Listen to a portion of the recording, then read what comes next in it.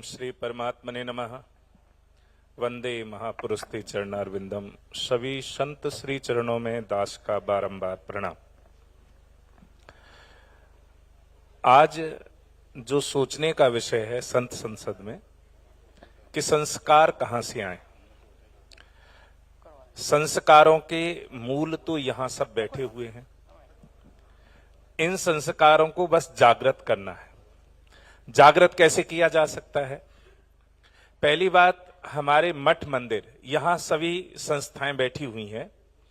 हमारे मठ मंदिरों में इस बात का ख्याल रखा जाए, जैसे हम दक्षिण भारत में जाते हैं तो वहां देखा जाता है कि यदि धोती में है पुरुष तो मंदिर के अंदर प्रवेश करेगा, महिला अपनी पारंपरिक वेशभूषा में है तो मंदिर में प्रवेश करेगी।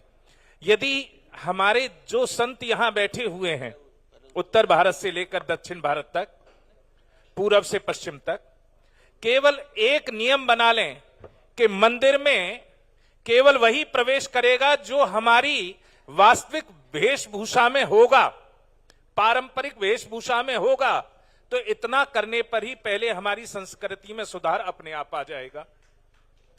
छोटा सा विचार है। दूसरी बात, हमें बांटा जाता है।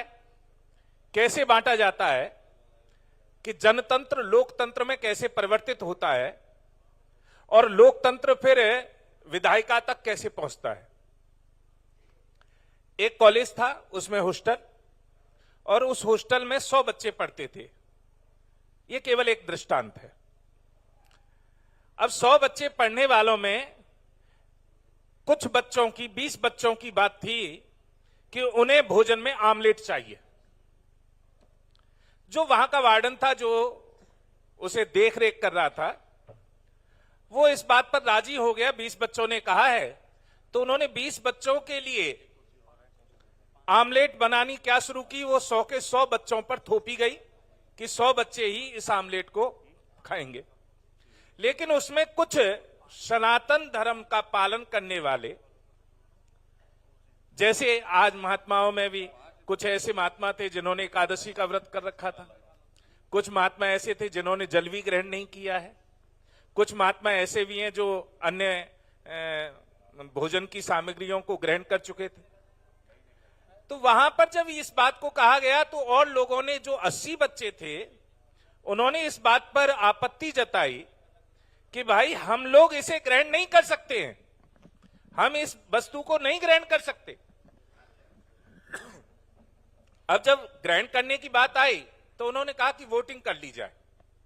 और वोटिंग करने पर जो 20 बच्चे थे वो तो केवल एक ही बात पर अटल रहे, लेकिन जो 80 बच्चे थे उन्होंने 20 में से 18 ने कहा कि हमें तो रोजाना पराठा चाहिए, उनमें से 17 ने कहा हमें तो रोजाना क्या कहते हैं, उत्पम चाहिए, और उसमें से यानी भिन्न भिन्न 80 वाला जो समुदाय था वो अलग अलग बट गया, अलग अलग विचारों में बट गया।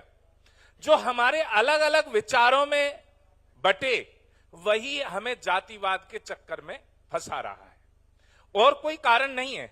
हमें संगठित रहना है, लेकिन संगठित रहने के लिए हमें, जैसे अभी महाराज श्री मतभेद और मनभेद पर चर्चा कर रहे थे, तो मतभेद हो सकते हैं लेकिन हमारे मनभेद ना हो, इस पर हमें ध्यान रखना पड़ेगा।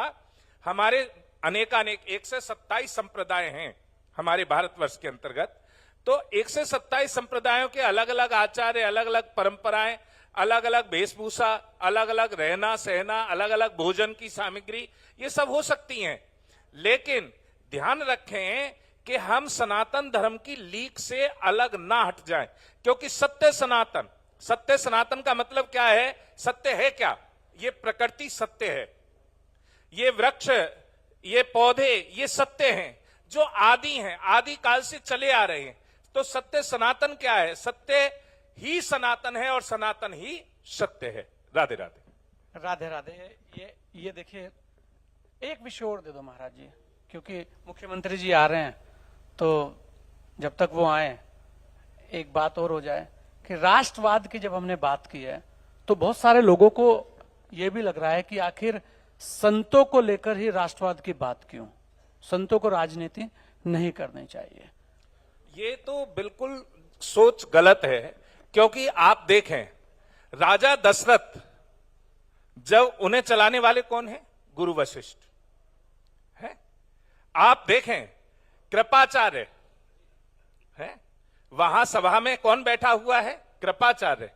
महाभारत काल को उठाएं आप त्रेता युग को उठाएं, आप किसी भी युग को उठाएं, वहां पर राज सत्ता पर तो एक व्यक्ति बैठा है, लेकिन उस राज सत्ता को चलाने के लिए धर्म दंड लेकर सदैव एक संत ही बैठा रहता है।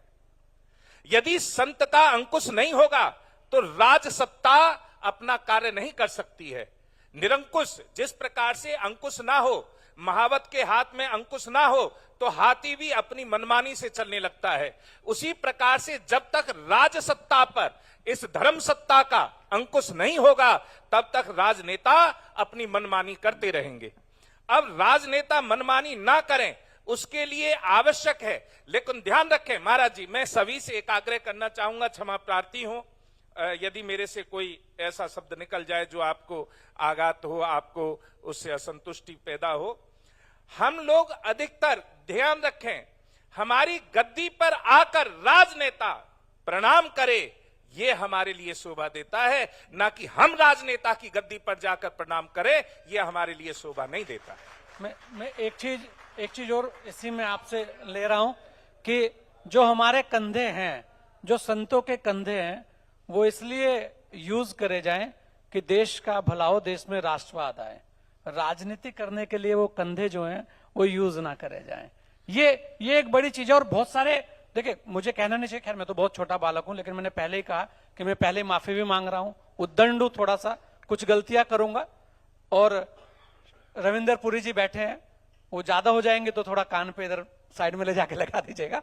मैं कह रहा हूं कि बहुत सारे लोग आज भी ऐसे हैं जो सत्ता की भागीदारी संत होते हुए चाहते हैं और सत्ता का फिर वो मुखपत्र बन जाते हैं। सत्ता के लिए आप ये मांगिए कि देश के अंदर जातिवादी, देश के अंदर राष्ट्रवादी, इन पर बात हो, शिक्षा पद्धति पर बात हो। लेकिन जब आप कुछ चीजों को लेकर ये कहें कि फला मुख्यमंत्री या फला प्रधानमंत्री या फला जगह का मुख्यमंत्री, उसे हटाने के लिए संतों का संकल्प है, तब लगता है कि आप वास्तव में कहीं ना कहीं यूज हो रहे हैं। आपके कंधे इसलिए नहीं है, ये भगवा इसलिए नहीं धारण किया आपने कि आप सत्ताओं के अंदर जाकर उनको, जो उनकी बंदूक है, वो आपके कंधे पर रखने की अनुमति देंगे।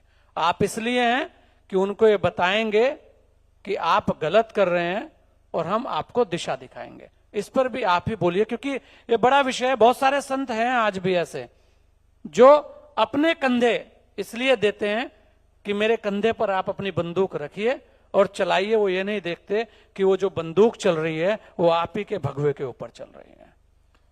अभी हमारे अखाड़ा परिषद के अध्यक्ष जी ने बिल्कुल क्लियर कर दिया था वैसे आपकी वाणी को, कि जो संत है वो कभी किसी के लिए यूज नहीं हो सकता। आपने कहा कि आपके कंधे पर बंदूक रखकर और लोग चला रहे, मैं आपकी बात को समझ रहा हूं। जैसे अभी यूजीसी का कानून आया तो उसके लिए संतों ने एक विद्रोह प्रकट किया, और विद्रोह प्रकट करने पर, लेकिन आप इस विद्रोह को ऐसे ना समझें, यदि हम अपनी वाणी को नहीं कहेंगे, यदि अभी जैसे मैंने पहले कहा कि हम अंकुश नहीं लगाएंगे, तो उस बात की चर्चा कैसे होगी?